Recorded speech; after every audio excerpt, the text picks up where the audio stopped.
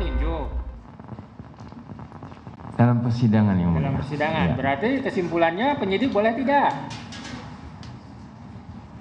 Kalau penyidik nggak mungkin sidang, karena sekarang aja pra peradilan. Ya. Eh? Ya itu Gimana, resiko. Resiko yang mulia kalau memang digunakan oleh penyidik, ya mungkin dari Enggak, pihak dikembalikan pihaknya. kepada aturan ahli. Iya. Dikembalikan kepada KUHP. Boleh tidak?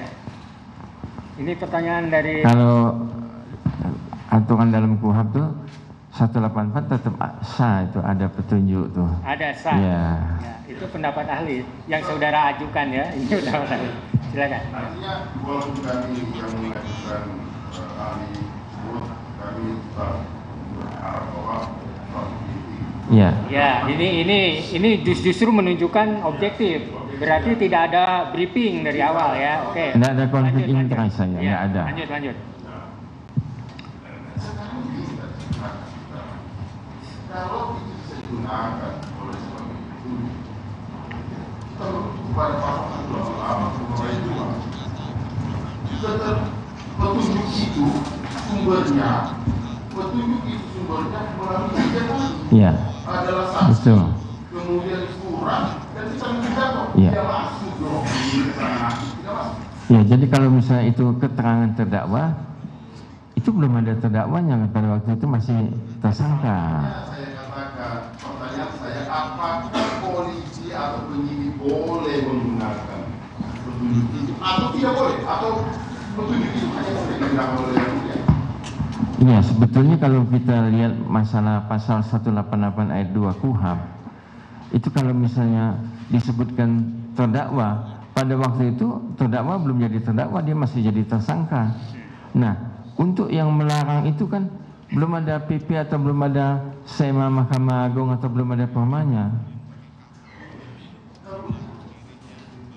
Yang saya mau menanyakan, saya sederhana, apakah seorang penyidik atau kepolisian dalam menentukan tersangka boleh menggunakan keyakinan? Nggak boleh, Keyakinan itu milik siapa? milik hakim. Nah, Iya, ya oke. Kalau di persidangan milik siapa keyakinan? ya milik hakim. Kalau keyakinan hanya untuk Mbak Hakim kan? Ya. Kalau tadi petunjuk Ya, milik itu siapa? mungkin milik Pak Hakim juga sebetulnya kan. Enggak. Apakah milik keseluruhan petunjuk? Ya, seluruhan bisa. Semua bisa, Ya. kecuali keyakinan. Keyakinan milik hakim. Itu pendapat ahli ya, setuju atau tidak setuju. Kalau setuju silakan, kalau tidak setuju. Kalau gitu masuk lagi ya, bahwa apakah yang dimaksud dengan pasal 88 ayat 2 itu KUHP itu sudah menegaskan bahwa ini sumbernya ada melalui tiga poin ini. Ya, Kalau kemudian bisa petunjuk itu digunakan oleh pihak kepolisian.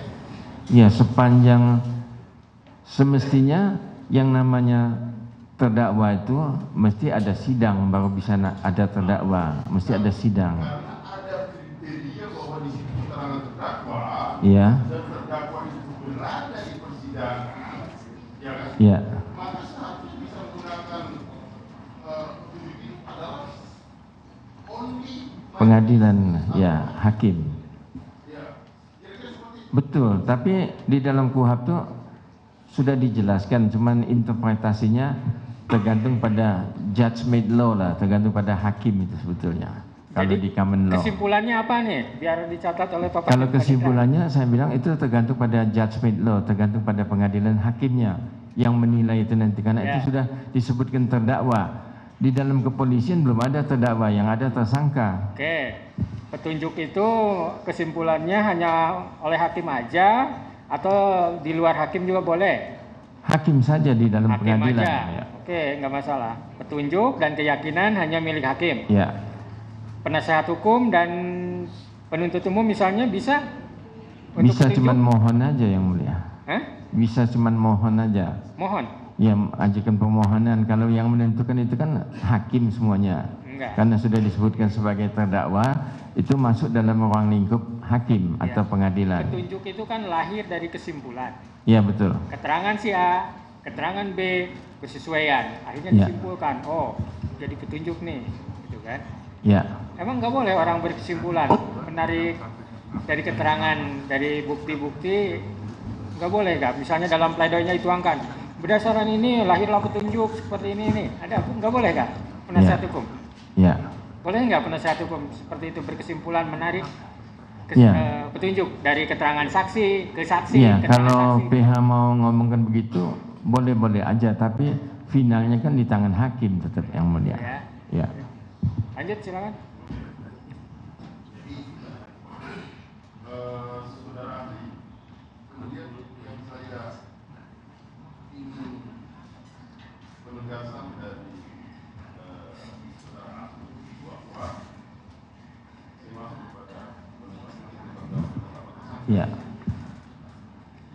apakah boleh di dalam penetapan tersangka, jadi katakanlah seperti ini, sebelumnya dia dinyatakan DPO. Ya.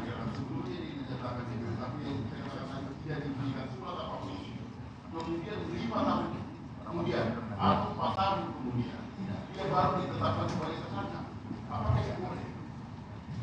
Kalau dia ditetapkan sebagai tersangka, berarti dia belum pernah dipanggil. Belum pernah dipanggil sebagai terlapor atau belum pernah dipanggil sebagai saksi. Tahu-tahu 5 tahun kemudian ditetapkan sebagai tersangka.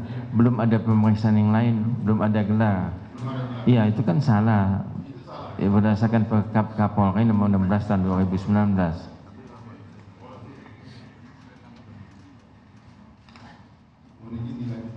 Ya, silakan. Ya. Saudara saksi, Ahli, Pak. saudara ahli, sorry, maaf. Saudara ahli, apa pendidikan saudara ahli? Ya, saya pendidikan S3 dari UI sampai ke Jayabaya. Lantas saya ngajar di Filipina dan ikut postdoctoral degree di Filipina dan lulus dan dikukuhkan sebagai profesor dari Filipina dan mesti ngajar 5 tahun di Filipina. Oke, yang kedua, berapa lama sudah menjadi ahli? Saya menjadi ahli sejak tahun 2005 sampai sekarang tuh, dan saya sudah sidang dan di BAP oleh ahli, baik oleh penyidik, penuntut umum maupun oleh pengadilan, sidang hampir 250 kali di seluruh Indonesia. Oke. Saya mau buat supaya ini pra-peradilan ini menjadi terang benderang. Ya. Jadi saya mau bertanya lagi, apa dasar hukum permohonan pra-peradilan? Dasar hukum permohonan pra-peradilan adalah yang terdapat di dalam KUHP pasal 77 sampai dengan pasal 85 KUHP. Oke. Apakah penetapan tersangka termasuk dalam ranah lingkup pra-peradilan? Perasaan udah deh itu pertanyaan. Tadi sudah. Itu udah. Oke. Yang lain ya, yang belum ya. Apakah sejak kapan penetapan tersangka termasuk dalam ruang lingkup pra-peradilan? Ya, penetapan tersangka termasuk dalam ruang lingkup pengadilan itu semestinya ada dalam satu putusan jurisprudensi yang pada waktu itu Wakapolri Dr. Andes Budi Gunawan ditetapkan oleh KPK sebagai tersangka. Maka digugatlah pra-peradilan KPK-nya dan KPK-nya kalah. Penetapan itu tidak sah. Itu yang pertama. Yang kedua, ada lagi penetapan tersangka terhadap Hadi Purnomo, Dirjen Pajak, yang menetapkan juga KPK. Digugatlah, dituntutlah pra-peradilan KPK itu, dan akhirnya KPK kalah. Maka penetapan sebagai tersangka itu dianggap tidak sah. Yang ketiga itu Abdul Fattah, ditetapkan oleh KPK juga sebagai tersangka, lantas dituntut pra-peradilan dan KPK-nya kalah. Yang keempat ada putusan dari MK nomor 21 di mana ada persyarat-syaratan untuk penetapan sebagai tersangka yang ditanyakan oleh Pak Hakim tadi. Yang kelima, yang terakhir ini adalah